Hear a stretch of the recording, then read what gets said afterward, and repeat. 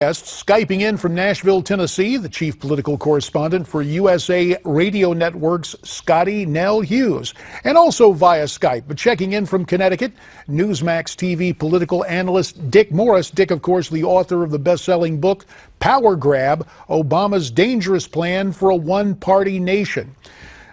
Folks, Donald Trump was on MSNBC's Morning Joe earlier today, and he had some pretty rough things to say about Ted Cruz. Let's look and listen. But I think Ted's a nasty guy. People don't like him at all. I mean, he's got all of these senators, Republican senators. He doesn't have support of one of them. So Trump, very candid in his remarks, said, is he being unnecessarily mean, Scottie Nell? Well, listen, it's 6 days before Iowa, and it is truly getting nasty. Now, I don't know if I would personally call Senator Ted Cruz nasty. Probably not. I think he's a great senator. But I think what you're seeing here is this backstabbing that I think that Donald Trump feels at, and it hasn't gotten any better. I think both guys have gone at each other. And Mr. Trump, the way he looks at it right now, if he can take Iowa in the numbers, and he's going to have to do it by such a large margin, then there's going to be no question rolling into the other states. And with the rumors and this black cloud that there's going to be a brokered convention down the road, Mr. Trump wants to win as much as he can, so there will be no discussion about that sort of thing.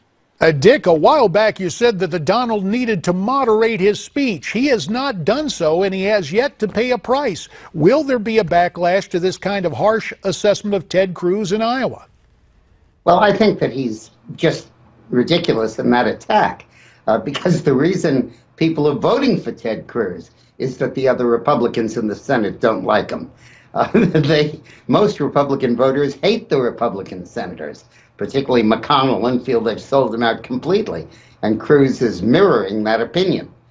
Let me say about what Scottie said. There is no chance of a brokered convention. None. Zero. Zip. Because starting on March 1st, when the delegates are elected proportionately, most of the states have threshold requirements. You have to make more than 20% of the vote in most states to win any delegates at all. So starting on March 1st, when all those delegates are selected, guys like Bush and Rubio and Christie and so on, who are getting 7, 8, 10, 12% of the vote, will get no delegates at all. And Trump and Cruz will divide the delegates in a two-way fight. And starting March 1st, this becomes a two-way fight, no matter who stays in or who gets out, because the delegate selection rules force it. And some would say it is already a two-person fight between Trump and Cruz. Tell you what, we'd like you both to stay where you are, and wherever you're watching us, you need to stay where you are as well, because we are going to continue the conversation, not only what may happen in Iowa, but what it looks like in New Hampshire. That's all next.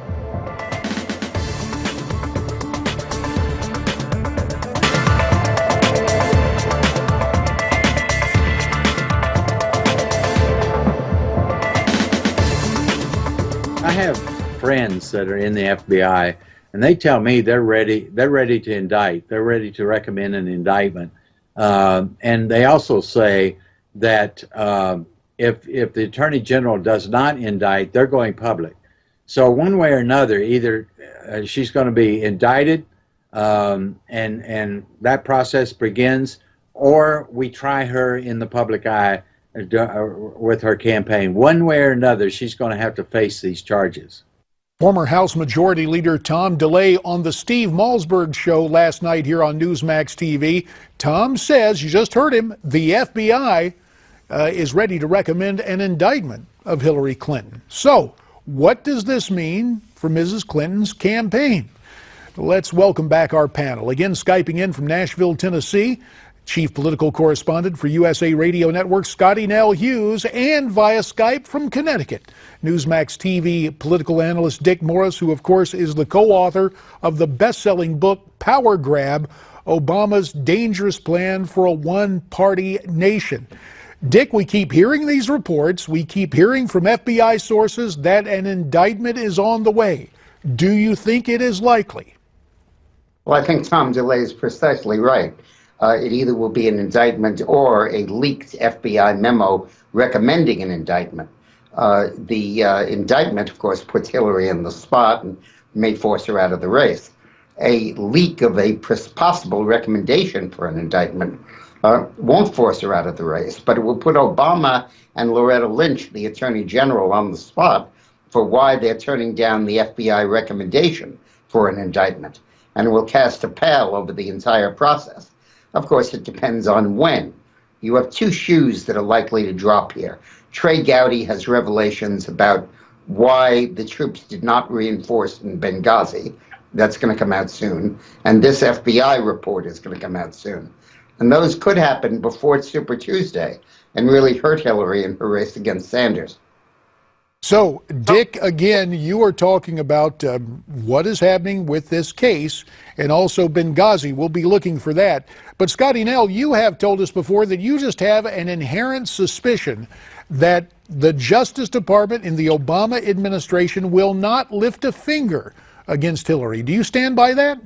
At this point, but you know what Dick just said, I actually hope happens, but not until after Super Tuesday. I want to, if you think that the FBI is scared of Hillary Clinton maybe being over the government, you could imagine what they're thinking with Bernie, free for everybody, Sanders being in charge. So I think actually that they would actually serve the Republicans better. And if Trey Gowdy has all this great information, I hope this has all been strategy to take Hillary out down the road. But let's let Hillary take Bernie out, and then let's weaken Hillary as the candidate. As we know, the Clinton machine is really hard to beat, and we're going to need everything we can.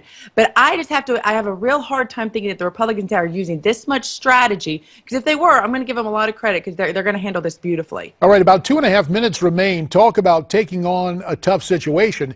Hillary Clinton at last night's Democrat town hall faced some tough questions. Let's look and listen. I've heard from quite a few people my age that they think you're dishonest, but I'd like to hear from you on why you feel the enthusiasm isn't there. I've been around a long time. People have thrown all kinds of things at me. And, I can't keep up with it. I just keep going forward. They fall by the wayside. They come up with these outlandish things. They make these charges. I just keep going forward because there's nothing to it. Nothing to it. Dick, did she make a convincing case to that young Democrat voter? No, of course not. But this was all a setup. CNN scheduled this so-called debate because Hillary thought she lost the last one and needed to get well in time for Iowa caucus. And they set it up not as a debate, but as 3 individual talk shows, and saved Hillary for last, where she could be the strongest. And Chris Cuomo gave her a softball question, never mentioned the FBI investigation. Instead, the conclusion was that the embarrassing thing about the emails was that it showed that Hillary's not really good with high-tech gadgets. I mean, come on, give me a break. So really, CNN the loser and Hillary with kind of a mulligan right there. Something else going on, Scottie Nell. Reports about Hillary's health, coughing fits, concern about a thyroid condition. Will literally her health affect her electoral health? 30 seconds. Probably not. In fact, all of these guys, Sanders as well, have not released, all of the Democrats have not released their medical history yet. So we all have a big question mark around them. But it will not affect them. It won't affect, if body bags will not affect them, then I guaranteed a thyroid issue won't either. Scottie Nell Hughes, go ahead. Well, one last point very quickly, Dick. Sanders said that last night that he would release his medical records today. We'll see if he does. Yeah, and we'll see what... by the way, remember that Bill Clinton never released his medical records to this day. Well, maybe it's going to keep it all in the family, with Hillary at least. Dick Morris in Connecticut, Scottie Nell Hughes in Nashville, we thank you for your time. You heard their comments. What do you think is going on with the Democrats and Hillary? We'd love to hear what you have to say. Why don't you send me your comments at NewsmaxTV.com/comments. Daniel Garza is next.